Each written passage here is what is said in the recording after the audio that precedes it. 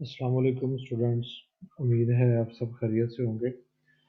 तो स्टूडेंट्स, आज का जो हमारा टॉपिक है वो ट्रैवलिंग वेव्स से रिलेटेड है और इसमें हमने जो बात करनी है वो फेज़ वेलोसिटी की जो है बात करनी है। बाकी ट्रैवलिंग वेव्स से रिलेटेड जो चीज़ें आती जाएंगी वो इंशाल्लाह हम वन बाय वन जो है वो कवर करते जाएंगे। तो आज स्पेसिफिकली हमारा जो टारगेट होगा वो फेज़ वेलोसिटी होगा। तो ट्रैवलिंग वेव्स क्या होती हैं?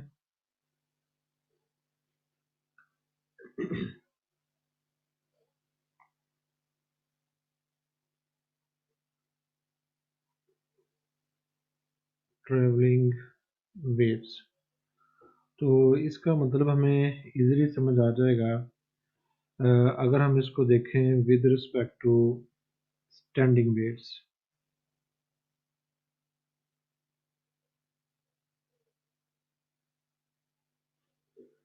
स्टैंडिंग वेव्स क्या होती हैं? आपको पता है कि स्टैंडिंग वेव्स अपने एफएससी के अंदर पढ़ा है कि उसमें इस तरह की जो है वो शेप बनती है, इसके नोड्स और एंटी नोड्स बनते हैं। तो इसमें कुछ पॉइंट्स होते हैं,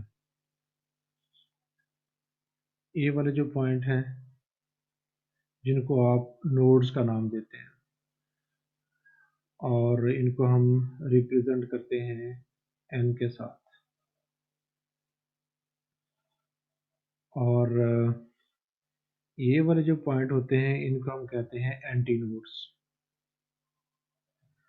तो जो हमारी वेव की एनर्जी होती है वो दो नोड्स के दरमियान बाउंडेड होती है, यानी कि एनर्जी जो है वो इतने हिस्से में कैद है।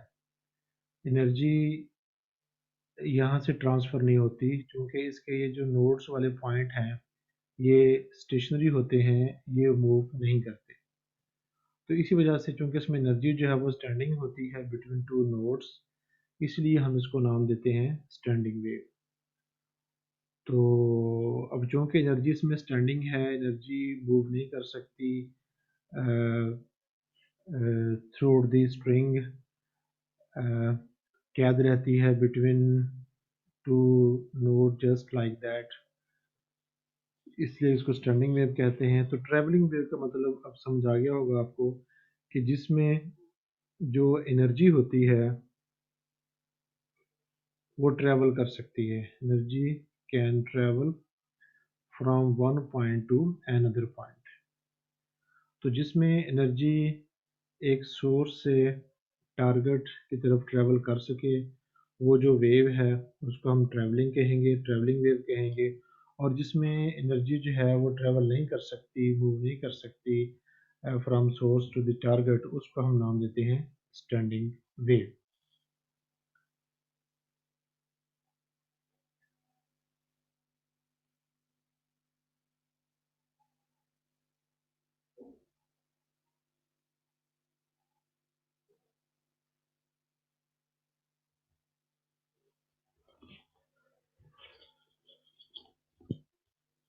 तो स्टूडेंट्स, स्टैंडिंग वेव्स के बारे में आपका अब जो कॉन्सेप्ट है वो क्लियर हो चुका होगा और इसी तरह जो ट्रैवलिंग वेव है उसके बारे में भी जो आपकी कॉन्सेप्ट है वो क्लियर हो चुकी होगी कि ये वो वेव्स हैं जिसमें एनर्जी जो है वो ट्रैवल कर सकती है from one point to another point.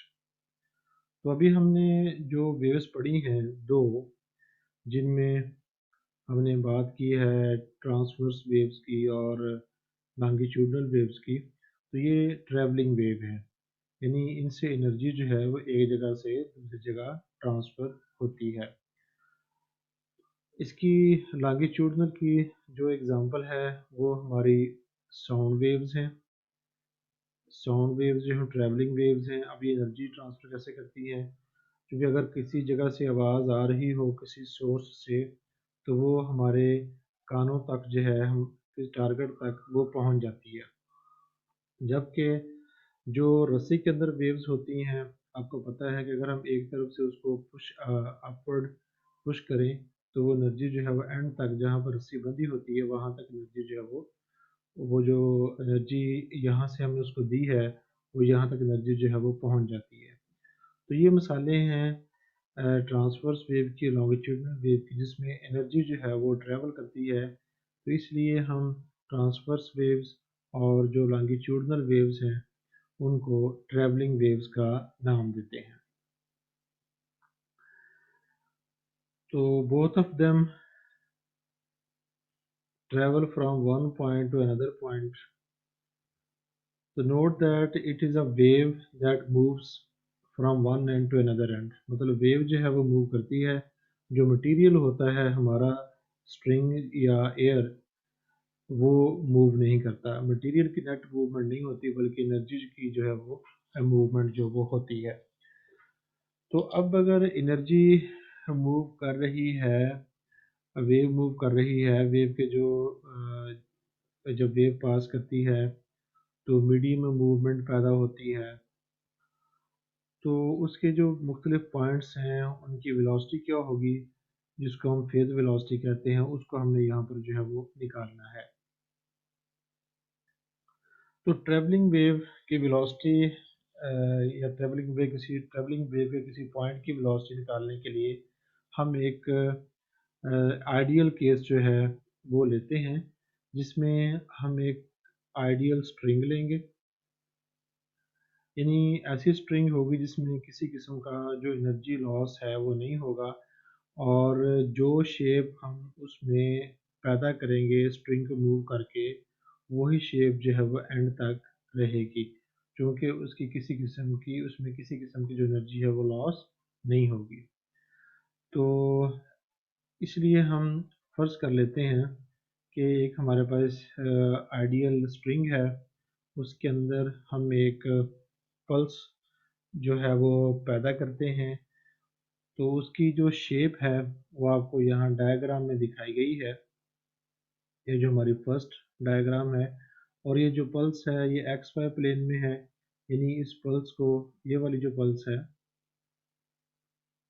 इसको हमने एक्स वाई के अंदर जो है एक्स वाई प्लेन में ड्रॉ किया हो, यानी ये वाला एक्सिस जो है वो एक्स एक्सिस है और ये वाला एक्सिस जो है वो वाई एक्सिस है, और हमने उसका एक स्पेशल पॉइंट ले लिया P, जिसका जो डिस्टेंस है फ्रॉम एक्स एक्सिस वो वाई P है।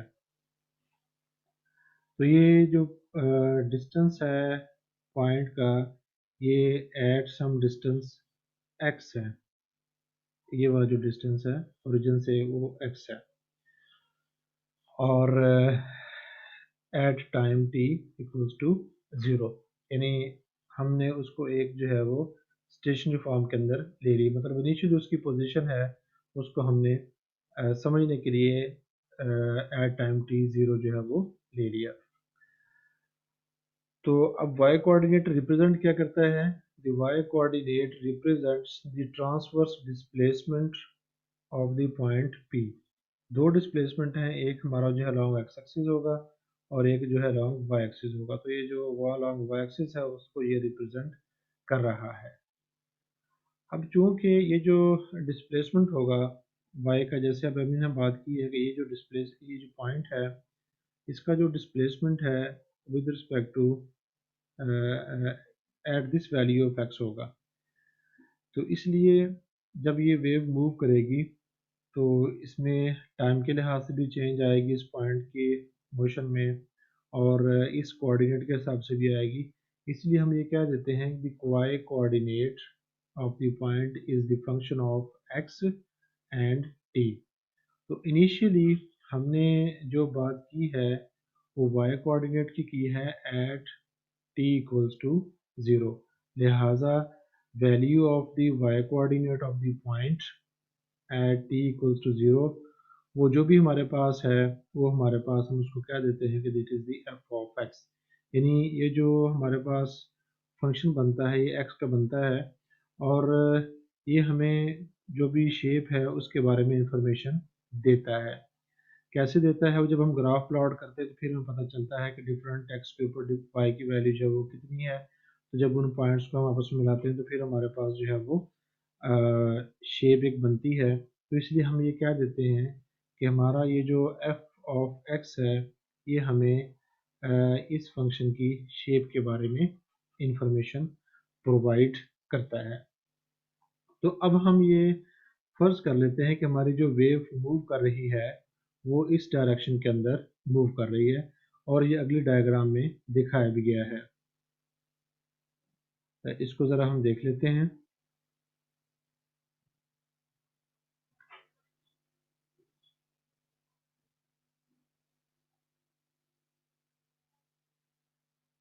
कि पहले जो वेव थी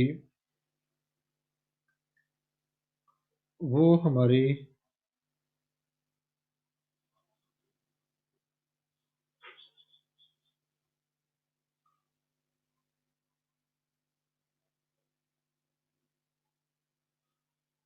इस जगह पे थी।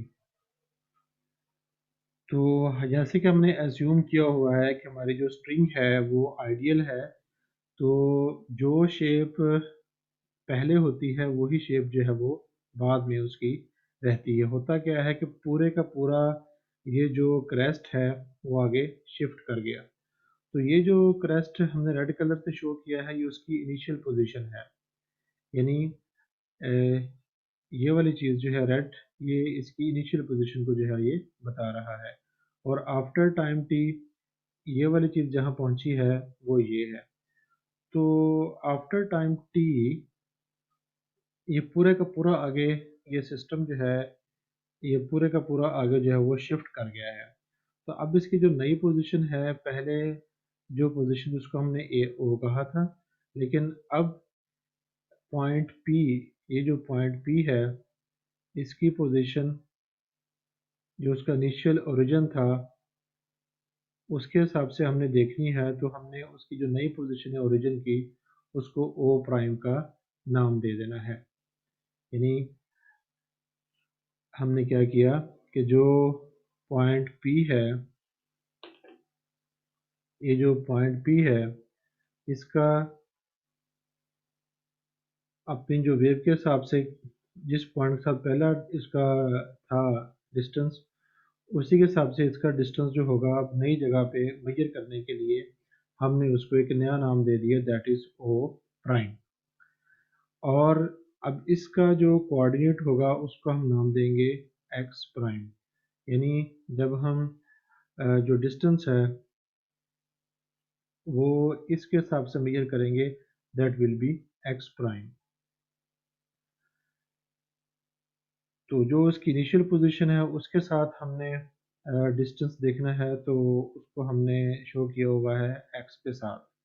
अब चूंकि हमारी जो वेव है वो उसने मूव किया है विद वेलोसिटी v और उसको टाइम लगा है t, तो कितना डिस्टेंस ट्रेवल किया उसके लिए हमारे पास फार्मूला है s equals to v into t. तो इतना डिस्टेंस जो है हमारी उस वेव ने या उस वेव के हर पॉइंट ने तय किया है।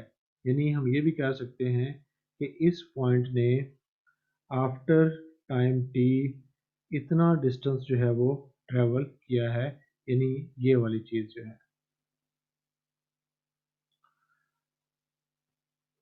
तो अब अगर हम इस पॉइंट से डिस्टेंस देखें तो दिस इज वी टी।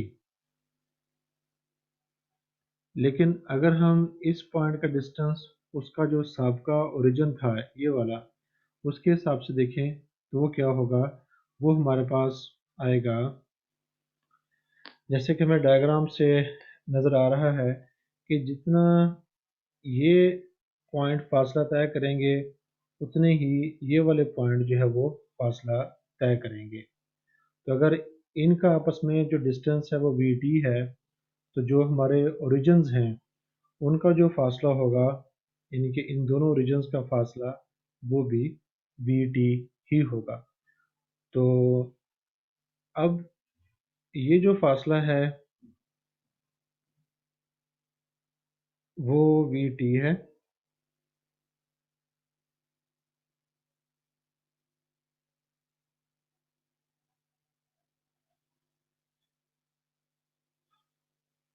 ये फासला जो है ये वी टी है और ये फासला जो है वो एक्स प्राइम है। लिहाजा इसके हिसाब से जो x कोऑर्डिनेट होगा it will be x prime plus we T, यानी ये वाला फासला प्लस ये वाला फासला जो है दोनों को हम एडअप करेंगे तो हमारे पास इसका इस ओरिजिन का जो x कोऑर्डिनेट है वो आ जाएगा। तो अब इसको हम देखते हैं।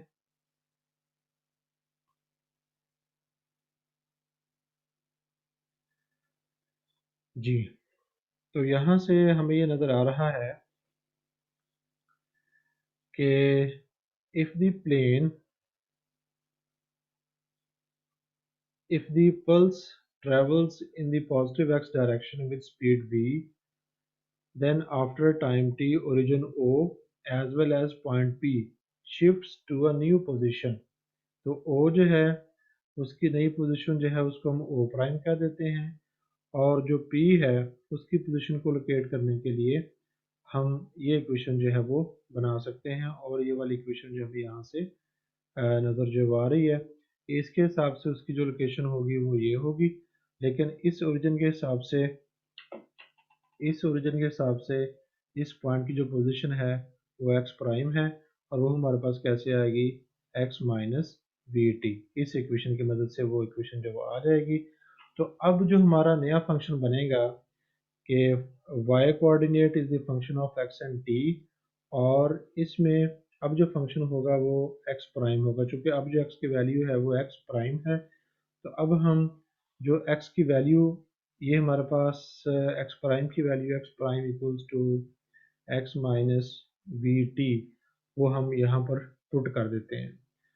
तो अब जो हमारे फंक्शन की शेप होगी उसको x के बजाय x माइनस वी टी जो है वो डिस्क्राइब जो है वो करेगा।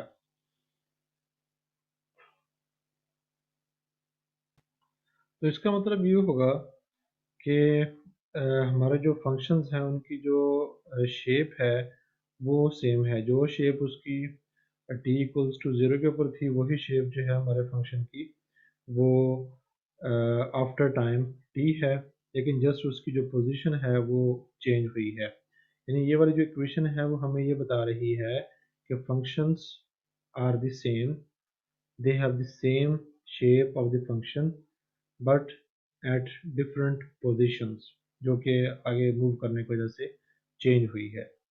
तो अब अगर ऐसी ही वेव पहले जो मैंने बात की है वो इसकी बात की है कि वेव जो है वो हमारी अलोंग पॉजिटिव एक्स एक्सिस जो मूव कर रही है।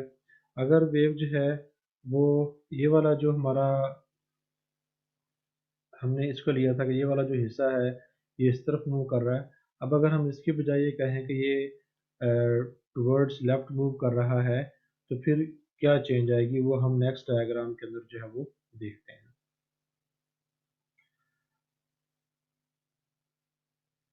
तो नेक्स्ट डायग्राम में देखें, अब यहाँ पे क्या हुआ है, पहले हमने ये देखा था कि हमारी ये वाली जो वेव थी इसने मूव किया था इस तरफ, लेकिन अब हम क्या कर रहे हैं कि हमारे जो ये वेव है ये मूव कर रही है टूवर्ड्स लेफ्ट। तो ये जो रेड कलर से शो किया गया है ये हमारी बिल्कुल वैसे ही जैसे इनिशियल पोजीशन थी वो है। तब हम इसके कोऑर्डिनेट्स को देखते हैं।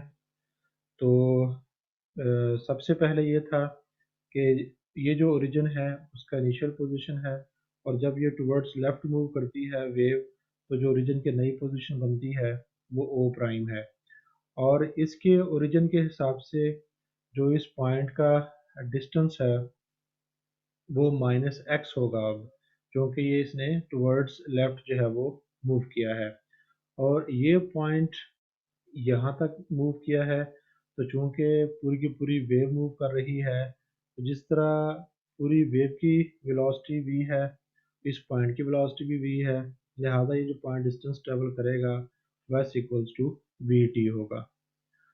और इसी तरह इस पॉइंट का जो x कोऑर्डिनेट है नए ओरिजिन के हिसाब से जो है वो x प्राइम है।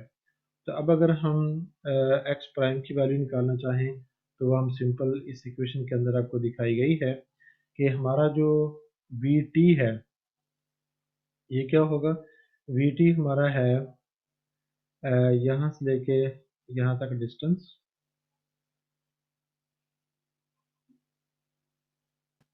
और जैसे हमने पहले बात की थी कि जो इन पॉइंट्स के दरमियान डिस्टेंस है वही इन ओरिजिन्स के दरमियान जो है वो डिस्टेंस है, क्योंकि दोनों स्पेसिफिक पॉइंट्स को वेव के ऊपर जो है वो कॉरेस्पॉन्ड करते हैं। तो अगर इन पॉइंट्स के अंदर जो डिस्टेंस है वो वी टी है, तो लिहाजा जो ओरिजिन्स होंगे उनके दरमियान भी डिस्टेंस क्या होगा, वी टी होगा। तो डायग्राम हमें ये बता रही है कि जो हमारा वी टी है वो दो हिस्सों का मजमुआ है, यानी ये वाला हिस्सा और ये वाला हिस्सा। तो हम कह सकते हैं कि v t is the sum of x plus minus x, x prime plus minus x, और फिर ये आ जाएगा और यहाँ से फिर हमारी वैल्यू जो है वो एक्स प्राइम की ये आ जाएगी। लिहाजा जो हमारा नया फंक्शन बनेगा, अगर हमारी वेव जो है टुवर्ड्स लेफ्ट मूव करती है तो वो ये बनेगा। तो इसका मतलब यही है कि हमारे वेव की जो शेप है वो सेम है, फंक्शन हमारा जो वो सेम है, लेकिन एक नई पोजीशन के ऊपर। Wave shape is the same but at different position. तो ये था कि जब वेव हमारी ट्रेवल कर रही है किसी नॉन डिसिपेटिव मीडियम के अंदर, और एनर्जी जो है वो जैसे वो रिसीव करती है वैसे वो अगर ट्रांसफ़र कर देती है, तो फिर उसकी शेप में किसी किस्म की चेंज जो है वो नहीं आती, चाहे वो लेफ्टवर्ड मूव करे चाहे वो राइटवर्ड मूव करे। तो अब हम बात करते हैं फेज वेलोसिटी की।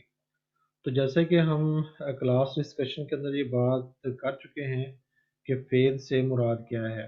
तो किसी भी पॉइंट की जो पोजीशन है वेव के अंदर उसको हम नाम देते हैं फेज। अब चूंकि पूरी की पूरी वेव मूव कर रही है, मींस जो पॉइंट्स हैं उस वेव के ऊपर वो मूव कर रहे हैं, इसका मतलब जो है वो फेज मूव कर रहा है। तो उसकी जो मूवमेंट है उसको हमने देखना है, तो उसकी मूवमेंट को देखने के लिए हम उसकी जो वेलोसिटी है उसको हम देखेंगे। तो यहाँ डायग्राम के अंदर आपको जो हम डिस्कस कर चुके हैं, और यहाँ जो है उसके बारे में बताया हुआ है। Suppose that motion of particular point और फेज। अब पॉइंट की बात हो, फेज की बात हो, बात ये हमें ये समझ आना चाहिए कि हम वेव के ऊपर किसी खास पॉइंट की जो है बात कर रहे हैं जिसकी एक खास पोजीशन है। तो as the string is ideal, frictional losses and other energy dissipative losses have been ignored। तो लिहाजा जो हमारी वेव है वो अपनी शेप को मेंटेन रखती है जब वो मूव करती है, यानी ड्यूरिंग मूवमेंट उसका जो वाई कोऑर्डिनेट है पॉइंट पी का वो चेंज नहीं होता।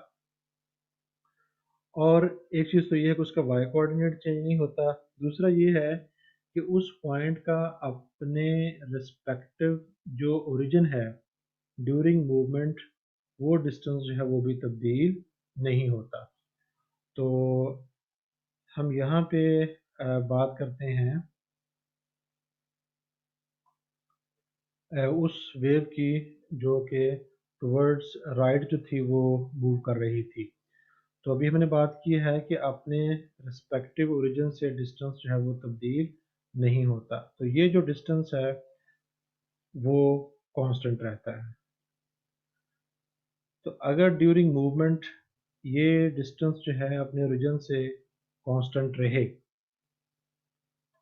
तो फिर हम कह सकते हैं कि जिस वेव के अंदर, जिस मीडियम के अंदर हमारी जो वेव मूव कर रही है वो नॉन डिसिपेटिव है।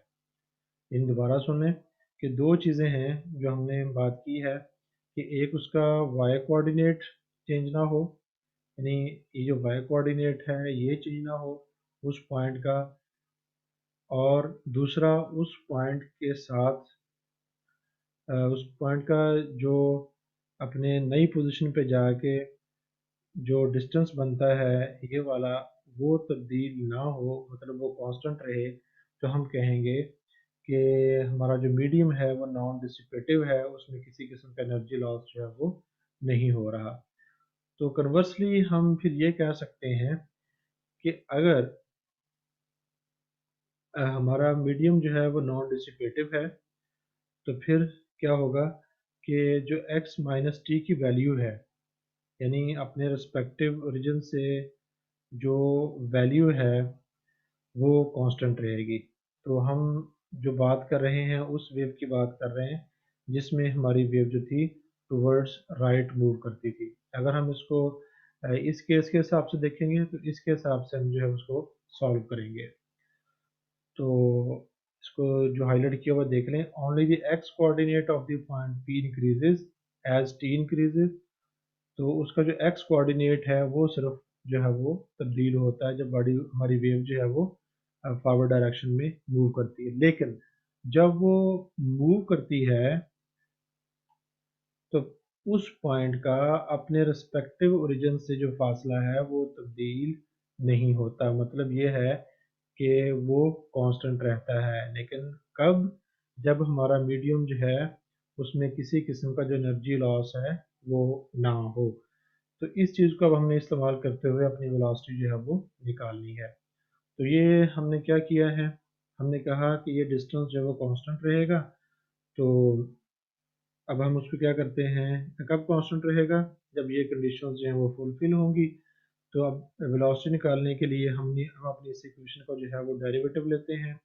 तो हमारे पास ये रिजल्ट आ जाएगा और ये हमें बताएगी velocity of the phase, velocity of the point on the wave.